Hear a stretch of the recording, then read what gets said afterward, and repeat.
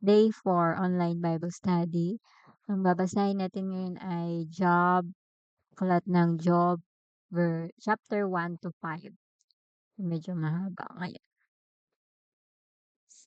Bago tayo mag-start ay mag-pray muna tayo. Father God, sa gabing ito, kami nagpupurit nagpapasalamat, Lord, dahil nandyan ikaw, Panginoon. Salamat sa iyong mga salita na patuloy na nagiging gabay namin, Panginoon. Tulungan mo kami, Lord. We acknowledge your presence and we invite you, Panginoon. Hayaan mo, Lord, na ang iyong banal na Espiritu ang siyang tumulong sa amin upang maunawaan namin ang salita. In Jesus' name, amen. Job chapter 1. Sinubok ni Satanas si Job. May isang lalaking nakatira sa lupain ng Uz na nangangalang Job. Siya ay isang mabuting tao, sumasamba sa Diyos at umiiwas sa masamang gawain. Mayroon siyang 7 anak na lalaki at 3 anak na babae. Marami siyang tagapaglingkod at siya ang pinakamayaman sa buong silangan. 7,000 ang kanyang tupa, 3,000 ang kamilyo, 1,000 ang baka at 500 ang asno. Grabe yung yaman niya, no?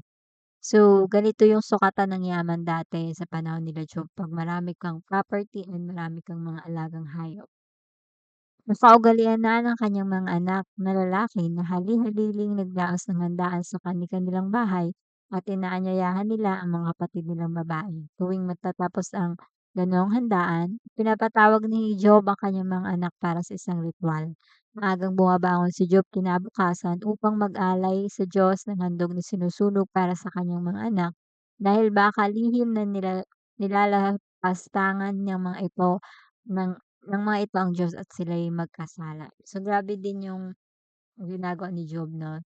Ito yung puwede nating, mai-apply na bilang isang, parents na kailangan nating, laging tingnan kung kamusta na yung mga anak natin at the same time lagi natin silang ipag-pray, kagaya nitong ni Job. Dumating ang araw na ang mga anak ng Diyos, sabi dito ang mga anak ng Diyos ay ang nakalagay dito ay mga nilalang mula sa langit. So, sabihin na natin ang nababanggit dito mga anak ng Diyos ay mga anghel.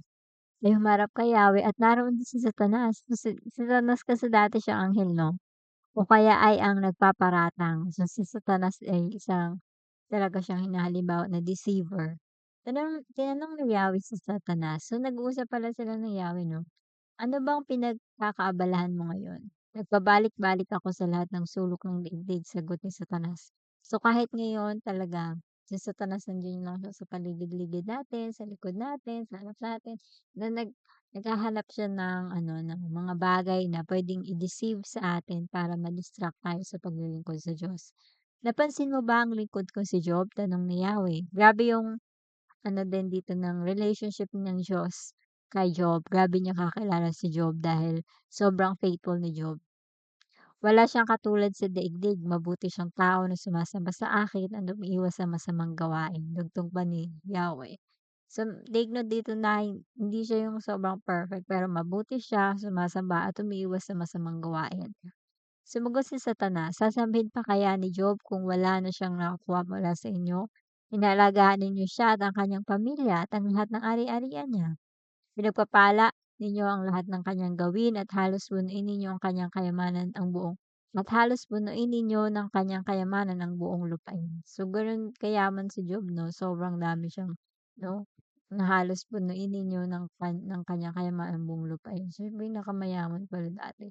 Subukan ninyong alisin ang lahat-lahat sa buhay niya at harap-harapan niya kayong susumpain. Sinabi ni Yahweh kay Satanas, "Kung gayon, gawin mo ang lahat ng gusto mong gawin sa kanya, huwag mo lamang siyang sasaktan." At umalis si Satanas sa harapan ni Yahweh.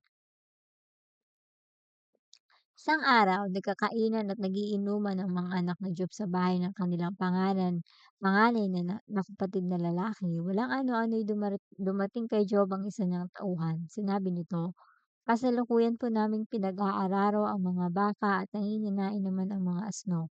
Nang may dumating na mga sabeyo, mandaragbog. Kinuha po nila ang mga baka at mga asno at pinatay pa po ang aking mga kasama. Ako lang po ang nakatakas upang magbalita sa inyo. Hindi pa ito nakakatapos Sa pagbabalita ng may dumating na namang isa, sinabi naman nito kay Job, "Tinamaan po ng kidlat ang mga tupa at ang mga pastol at namatay lahat.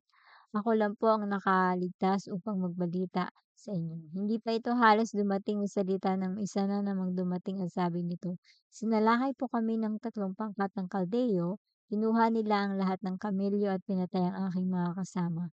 Ako lang po ang nakatakas upang magbalita sa inyo." Hindi pa rin ito halos tapos magsalita ng may dumating na namang isa at nagsabi, "Habang ang mga anak po ninyo ay nagkakainan at nagiinuman sa bahay ng panganay nilang kapatid, hinampas po ng napakalakas na hangin ang bahay at bumagsak.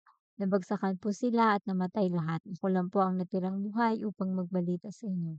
Tumayo si Job, pinunit ang kanyang damit at nag-ahit ng ulo. Pagkatapos nagpatiri siya at sumamba sa Diyos. Ang sabi niya, hubad akong lumabas sa sinapupunan ng aking ina, hubading akong babalik sa lupa. Si Yahweh ang nagbigay, si Yahweh rin ang babawi. Purihin si Yahweh. Grabe yung nangyari sa buhay ni Job 'no, sa isang araw lang 'no, sabay-sabay yung problema. Sa kabila ng mga pangyayaring ito, hindi niya sinisi ang Diyos kaya't hindi siya nagkasala laban sa kanya. Grabe din yung faithfulness ni Job. Siguro yun din yung parang nabuo sa kanya 'no, dahil lagi siyang naglilingkod sa Diyos. Yun yung parang naging, na-build sa kanya na alam niya na hindi siya gagawa ng masama ng Diyos. Hindi naman talaga ang Diyos ang gumawa ng masama, si Satanas ang gumawa, 'di ba? Pinahintulutan lang ni Yahweh. Muling humarap kay Yahweh ang mga anak ng Diyos at naroon din si Satanas. Tinanong ni Yahweh si Satanas, ang tagapagparatang, "Saan ka nanggaling?" Sumagot si Satanas, "Nagpabalik-balik at naglilibot ako sa buong daigdig. Napansin mo ba ang lingkod ko si Job?" Tanong ni Yahweh, "Wala siyang katulad sa daigdig. Mabuti siyang tao, sumasamba sa akin at umiiwas sa masamang gawain. Hinimok mo akong pinsalain siya at kahit walang sapat na dahilan, subalit nanatili pa rin siyang tapat sa akin," sabi pa ni Yahweh. Sumagot si Satanas, "Kahit anong bagay ay ibibigay ng tao, huwag lamang siyang mamatay. Subukan ninyong saktan ang kanyang katawan at sigurado kung susumpain niya kayo ng harap-harapan." Sinabi ni Yahweh, "Kung gayon, gawin mo ang gusto mong gawin sa kanya, huwag mo lamang siyang papatayin." Kaya umalis si Satanas sa harapan ni Yahweh at tinadtad ng nagnanaknak na sugat ang buo niyang katawan mula ulo hanggang talampakan. Naupo si Job sa tabi ng basurahan at kinakamot niya ang isang pirasong basag na palayok ang kanyang mga sugat. So grabe, itong sakit ni Job parang siyang mahintulad sa leprosy na yung buong katawan niya as in, may sugat. Sinabi ng kanyang asawa, "Mananatili ka pa bang matuwid? Sumpain mo ang Diyos at nang mamatay ka na." May nabasa ako recently about dito sa asawa ni Job na parang, kasi napakaliit lang nung sinabi dito ng asawa ni Job, yung account niya dito sa aklat ni Job. Pero parang mayroong mga akong nabasa doon na in-explain niya na grabe yung pagka-misunderstand sa buhay ng asawa ni Job na kung titingnan natin, 'di ba, napakaliit lang yung sinabi niya, pero parang yung lahat ng ginawa niya parang na-judge na. Kasi kung isipin mo, nasabi lang yun ng asawa niya, may nabasa ko yun na nasabi yun ng asawa niya kasi sobra-sobra yung hirap na pinagdaanan nila. Kung iisipin natin isa-isa 'no, 10 anak namatay ng isang araw lang. Kahit sabihin natin yung lahat ng kayamanan nila nawala, okey lang yun, pero yung mawalan ka na ng anak na 10 tapos yung asawa mo ay may sakit pa. So, parang gano'n gano'n daw yung ano, yung naging kaya gano'n yung naging salita ng asawa ni Job. Pero sabi nga doon, hindi nagalit ang Diyos sa asawa ni Job. Walang nakalagay diyan sa aklat na sinabi ng Diyos na nagalit sa asawa ni Job. Kasi alam niya kung saan nanggaling yung salita. Minsan gano'n din tayo, minsan nasasabi natin yung mga masakit na bagay unintentionally sa Diyos kasi sobra-sobra yung nasasaktan yung puso natin. Pero alam ng Diyos, yun yung parang naging takeaway ko doon sa nabasa ko na alam ng Diyos kung ano yung nasa puso mo. Kaya daw yun nasabi nung asawa ni Job, hindi dahil masama yung intensyon niya, hindi dahil nilalapastangan niya yung Diyos, kundi dahil nanggaling yun doon sa pain, sa heart niya, sa pagkawala ng mga anak niya sa isang araw lang. So napakaganda din minsan pag-aralan yung buhay ng mga hindi yung parang main character sa Bible 'no, na kadalasan makonti lang yung mga account nila nasusulat tungkol sa kanila pero napakalaki ng impact kung i-a-analyze natin. Ang sagot ni Job, hindi mo naiintindihan ang iyong sinasabi. Pagpapala lang ba ang tatanggapin mo sa Diyos? Hindi ba natin tatanggapin kung bigyan tayo ng pagdurusa? Siguro kung i-analyze natin mabuti, tayo yun eh. Tayo yung asawa ni Job na minsan mahirap para sa atin or masakit para sa atin. Tayo na hindi gaano ganun malakas yung pananampalataya kagaya ni Job. Yung si Job kasi kung tingnan mo parang sobrang tatag niya, pero yung asawa ni Job minsan tayo yun, gano'n tayo na nagsasabi tayo ng mga ganitong bagay unintentionally, pero ang pinakamaganda doon, ginagamit pa rin tayo ng Diyos. Kagaya ng asawa ni Job, ginamit pa rin yung asawa ni Job, hindi siya umalis doon sa ano, hindi siya nawala doon sa kuwento dahil nanatili siya. Sinundon yung forgiveness ng Diyos. Sa kabila ng kanyang paghihirap, hindi nagsalita si Job ng laban sa Diyos. Ang masamang nangyari kay Job ay nabalita ng tatlo nilang kaibigan si Elifaz na Temaneo, si Bildad na Suhita at si Zophar na Naamita. Nagkasundo silang tatlo na dalawin si Job upang palakasin ang loob niya at makiramay sa kanya. Malayo pa sila ay nakita na nila si Job, ngunit hindi nila ito nakilala. Nang makilala nila ito, hindi nila napigilang umiyak ng malakas. Pinunit nila ang kanilang mga damit at naglagay ng abo sa ulo dahil sa pagdadalamhati. 7 araw at 7 gabi silang naupo sa lupa kasama ni Job. Grabe 'no, yung friendship nila, 7 days and 7 nights. Ngunit hindi nila ito pinagsabihan ng kahit na ano, sapagkat nakikita nilang hirap na hirap ito sa kanyang kalagayan. May nabasa ako before na yung hirap na ginawa ni I mean parang yung sakit ni Job 'no, parang it takes 6 months, 6 months na gano'n yung kalagayan niya sa katawan. Grabe, sobrang 6 months na magsa-suffer ka ng gano'n. Chapter 3, pagkaraan ng matagal na pananahimik, nagsalita si Job at isinumpa ang araw na siya'y isinilang. Ito ang kanyang sinabi, "Hindi na sana ako pinanganak pa at hindi rin na sana ako pinaglihi." Nabasa ko rin ito somewhere sa, mga sulat ni David na ano, yung 'pag ano yun, sobrang hirap, parang minsan hindi niya sinisisi ang Diyos, pero minsan parang iniisip na sana hindi na lang siya nabuhay. So, may mga pagkakataon siguro na gano'n tayo, pero 'wag lang tayong ano, gumawa ng mga bagay na hindi naayon sa Diyos. Nabalot na sana ng dilim at huwag mo na sanang maalala pa ang araw na iyon, O Diyos. Huwag mo na sanang pasikatin pa ito ng liwanag, nanatili na lamang sana ito sa takip ng kadiliman at nabalot ng ulap upang huwag ng sikatan ng araw. Nalaga sana ito sa tangkay ng panahon na hindi napabilang sa aklat ng kasaysayan. Ang gabing iyon sana'y malumbay, wala na sanang sigaw ng kagalakan at sumpain ng mga salamangkerong nagpapatamo ng dambuhalang Leviathan. Itong Leviathan nabasa ko 'to before. At napag-aralan ko siya na para siyang crocodile daw na sobrang laki, pero para siyang alamat na evil, gano'n. So ito alam kahit si Job 'no, alam niya about sa Leviathan na nakalagay dito, dambuhalang halimaw sa karagatan. So para siyang crocodile, gano'n. Huwag na sanang sumikat ang bituin sa umaga at huwag na sanang sundan ng umaga ang gabi. Sumpain ang gabi ng aking pagsilang at nagdulot sa akin ng ganitong kahirapan. Grabe. Oo, parang minsan kung babasahin lang natin ito, parang bakit masabi ni Job? Pero kung tayo yung sa sitwasyon ni Job na 6 months ka na magsa-suffer na may mga hindi lang pasay, leprosy yung parang yung sugat mo nagnanaknak sa buong katawan. Tapos nawalan ka ng kahit siguro yung ari-arian kaya-kaya mo pa pero mawalan ka ng anak na 10 lahat. 'Di ba parang madudurog sobra yung puso mo. Kaya siguro gayon na lang yung pagsasalita ni Job dito sa ginawa niya. "Bakit pa ako namatay sa tiyan? Bakit hindi pa ako namatay sa tiyan ng aking ina? O kaya noong ako'y isinilang niya? Bakit kaya ako ay dinuyan pa, kinalong, inalagaan at binigyan ng gatas sa dibdib niya?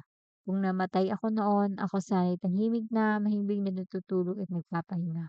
Katulad ng mga hari at pinunong yumao na noong panahon nila'y nagtayo ng mga palasyo. Tahimik na sana ako tulad ng mga pinunong nakaimbak sa kanilang bahay ng mga ginto at pilak. Tulad ng mga sanggol na namatay napatay ng ipinanganak at hindi na nakakita pa ng liwanag. Sa libing ay hindi na makakapaggulo ang mga masasama at doon ang mga napapagod ay makapagpahinga. Doon pati mga bihag ay wala ng ligalig, wala ng mga sigaw at utos na babagsik. Ang mga aba at ang mga dakila ay sama-sama roon. Ang mga alipin ay malaya na sa kanilang Panginoon. Bakit pa isiniling kung magdurusalin lamang? Grabe yung katalino ni Job 'no. Bakit pa isinaling kung magdurusalin lamang at bakit pa binuhay kung daranas din lang ng kahirapan? Natutunan ba natin ito 'no? So, parang dito natin makikita na si Job hindi siya malayo para sa atin. Hindi siya yung parang hindi siya yung parang superpower, kundi siya ay parehas din natin na tao at parehas din natin na nag-iisip ng mga ganitong bagay kapag nahihirapan. Natatanong tayo na, "Lord, bakit 'pag ganito yung ba't ako nabuhay, ba't ganito?" Sobra-sobra sakit kasi yung pinagdadaanan ni Job. Kamatay hinanap ngunit hindi matagpuan, hinuhukay at ninanais hindi pa sa kayamanan. Sa kanila'y ugod tamis nitong kamatayan. Ano kaya ang dahilan at ang tao'y isinilang? Kung inilihim naman ng Diyos ang kanyang patutunguhan, karaingan ang aking pagkain, pagtitiis ang aking inumin. Grabe 'no. Ang kinakatakutan ko ang siyang nangyari sa akin at ang pinakaaswan ko ang dumating sa akin. Hindi ako mapalagay, wala akong kapayapaan, kaguluhan sa buhay ko ay walang katapusan. Verse 4, chapter 4. Sinabi ni Eliphaz na Temaneo, huwag mo sana ikasama ng loob ang aking sasabihin. Di ko na kayang manahimik, di ako makapagpigil. Marami na ring tao ang inyong naturuan at mahihinang kamay ang iyong natulungan. Salita mo'y nagpapalakas sa nanlulupaypay, sa mahina't pagod pangaral mo'y umaalala. Ngayong ikaw na ang dumaranas ng matinding kahirapan, nawawalan ka ng pag-asa at parang nais mong mabuwal. Di ba'y may takot ka sa Diyos at masunurin sa Kanya? Kaya dapat magtiwala ka at magkaroon ng pag-asa. Isipin mong mabuti, meron bang walang sala na napahamak ang buhay? Meron bang mabuting tao na dumanas ng kasawian?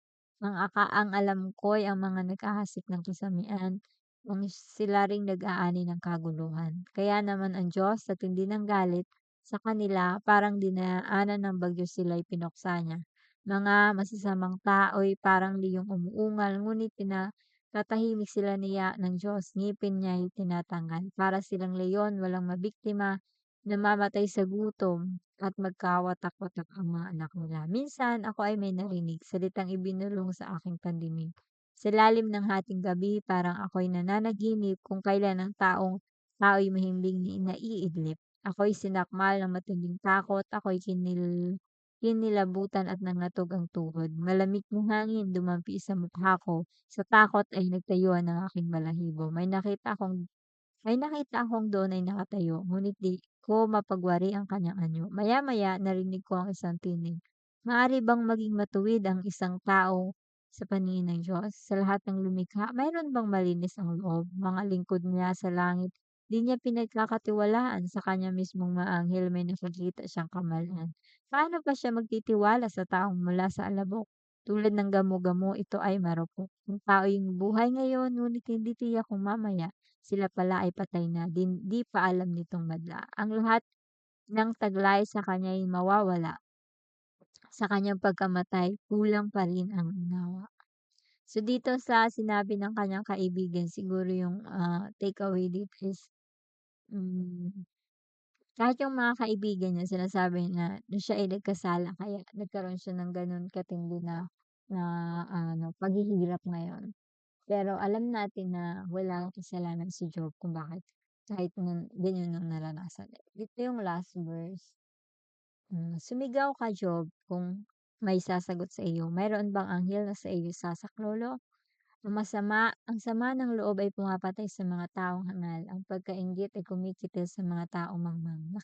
Nakikita na ako ng mga hangal na panatag kung titingnan, ngunit bigla kong isinusumpa ang kanilang mga tahanan. Walang matakbuhan ang kanilang mga anak, walang sino man sa kanila'y magligtas. Ang kanilang ani kinakain ng mga gutom.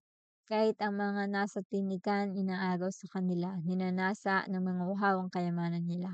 Ang kahirapay hindi sa alabok nagmula, at ang kaguluhay hindi tumutubo sa lupa. Tiyak na daranas ng pahirapan ng tao kung paanong may tilamsik ng apoy sa apuyan. Kung ako sa iyo, lalapit ako sa Diyos, at ang aking kalagayan sa Kanya idudulog. Mga dakilang gawa niya'y di natin maunawaan, may mga kabalaghan niya ay walang katapusan. Grabe dito, maganda itong mga dakilang gawa ng Diyos ay hindi natin maunawaan. Ang lupa'y pinadadalhan niya ng ulan, mga bukiri kanyang pinatutubigan.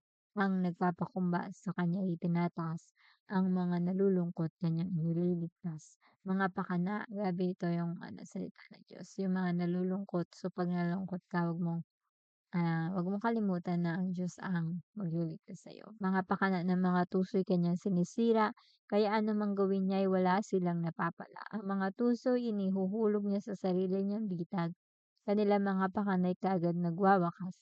Di makita ang daan kahit nasa araw, sila'y nangangapa kahit katanghalian. Ngunit inililigtas ng Diyos ang mga ulila, iniaahon niya sa kapihan ang mga dukha, binibigyan niya ng pag-asa ang mga dukha, pinatatahimik niya ang masasama. Mapalad ang taong dinidisiplina ng Diyos na makapangyarihan. Mapalad ba? Ang pagtutuwid niya sa iyo huwag mong ipagdamdam. Mapalad ang taong dinidisiplina ng Diyos na makapangyarihan. Nabasa ko ito siguro sa New Testament na ang sabi, ang dinidisiplina ng Diyos dahil anak ka na.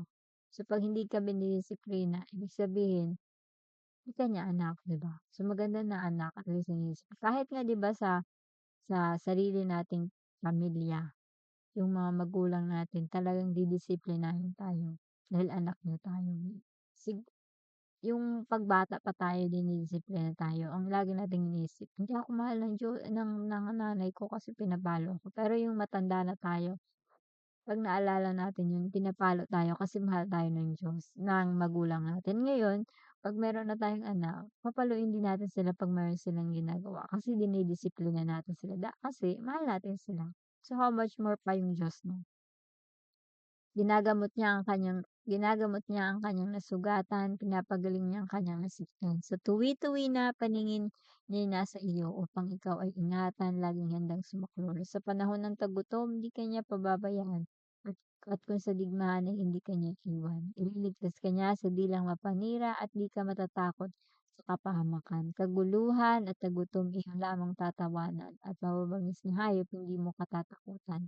Walang mga bato sa bukid na iyong sasakahin, may ilap na hayop di ka lalapanin. Magiging ligtas ang iyong tahanan at ang iyong mga kawan na hindi mababawasan. Ang lahi mo ay di mapipigil sa paglaki. Tulad ng damo, ang mga supling mo ay darami.